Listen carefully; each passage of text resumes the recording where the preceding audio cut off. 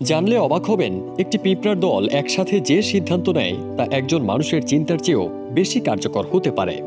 ধরুন, আপনি অফিসে যাচ্ছেন, সামনে দুটো রাস্তা, একটা লম্বা কিন্তু চেনা, আরেকটা শর্টকাট কিন্তু জানেন না জ্যাম আছে কিনা। আপনি গুগল ম্যাপ খুলে হিসাব করছেন কোন পথে ট্রাফিক জ্যাম এড়িয়ে সময় বাঁচাতে পারবেন। সঠিক পথ খুঁজে পেতে পিঁপড়াদেরও এমন পরিস্থিতিতে পড়তে হয়। তবে তারা আমাদের মতো গুগল ম্যাপ খুলে হিসেব নিকেশ করতে পারে না। পিঁপড়ারা যা করে সেটা আরও চমকপ্রদ। প্রতিটি পিঁপড়া নিজের মতো করে যাত্রা শুরু করে, কেউ ডানে যায়, আবার কেউ বাঁয়ে। যেই পিঁপড়া আগে ভালো পথ খুঁজে পায়, অর্থাৎ যেখানে খাবার আছে বা যেতে সুবিধা, সে রাস্তার উপর ফেরোমন নামে এক ধরনের রাসায়নিক চিহ্ন রেখে আসে। এই সংকেতটাই অন্য পিঁপড়াদের জন্য হয়ে ওঠে একটা গ্রিন সিগন্যাল। পরের পিঁপড়ারা সেটাই অনুসরণ করে। যত বেশি পিঁপড়া ওই পথ ধরে যায়, তত বেশি সংকেত জমে, আর ফলাফল ধীরে ধীরে সব পিঁপড়া ওই পথেই যেতে শুরু করে। এভাবেই কেউ কাউকে নির্দেশ না দিলেও পুরো দল মিলে সবচেয়ে কার্যকর পথটাই বেছে নেয়। বিজ্ঞানীরা এই প্রক্রিয়াকে বলেন কালেকটিভ ইন্টেলিজেন্স বা সম্মিলিত বুদ্ধিমত্তা। একটি গবেষণায় দেখা গেছে, একটি পিঁপড়ার দল এমনভাবে গোলকধাঁধার সমাধান করেছে যেখানে তারা মানুষের তৈরি সফটওয়্যারের তুলনায় দ্রুত এবং কার্যকর সিদ্ধান্তে পৌঁছাতে পেরেছে। নেই কোনো বস, নেই নির্দেশের ভাষা, তবুও পিঁপড়ারা দলবদ্ধভাবে কাজ করে এবং বাস্তব তথ্যের ভিত্তিতে সিদ্ধান্ত নেয়। এই ভাবনা এখন কৃত্রিম বুদ্ধিমত্তা তৈরিতেও ব্যবহার হচ্ছে। সোয়ার্ম ইন্টেলিজেন্স নামের এক ধরনের প্রযুক্তিতে অসংখ্য ছোট রোবট বা এজেন্ট একসাথে কাজ করে, ঠিক পিঁপড়ার মতো। কেউ একজন পথ খুঁজে পেলে বাকিরা অনুসরণ করে। এই ধারণা শুধু রোবোটিক্সে নয়, ব্যবহার হচ্ছে ট্রাফিক ম্যানেজমেন্ট, সার্চ অ্যালগোরিদম, এমনকি মহাকাশ গবেষণাতেও। আসলে মানুষের চিন্তা অনেক সময় আবেগ, অহং বা পূর্ব ধারণার দ্বারা প্রভাবিত হয়। আমরা একটা ভুল ধারণাকে কেন্দ্র করে ঘন্টার পর ঘন্টা সময় নষ্ট করি, সিদ্ধান্ত নিতে গিয়ে দ্বিধা করি কিংবা একগুঁয়ে হয়ে যাই। কিন্তু পিঁপড়াদের চিন্তা আবেগশূন্য, বাস্তবভিত্তিক আর কার্যকর। কেউ যদি ভুল পথে যায়, বাকিরা সেটা অনুসরণ করে না।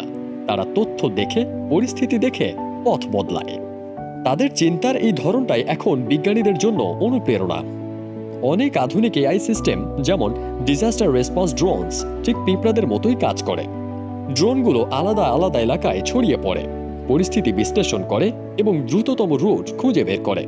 একটি একক কমান্ডের উপর নয়, বরং দলগত তথ্যের ভিত্তিতে। এমনকি সোশ্যাল মিডিয়া প্ল্যাটফর্মগুলোতেও এই ধারণা কাজে লাগছে। আজকের দিনে ট্রেন্ড, রেকমেন্ডেশন, এমনকি কন্টেন্ট ডিসকভারি সবই তৈরি হয় অসংখ্য ব্যবহারকারীর ছোট ছোট পছন্দের ওপর ভিত্তি করে।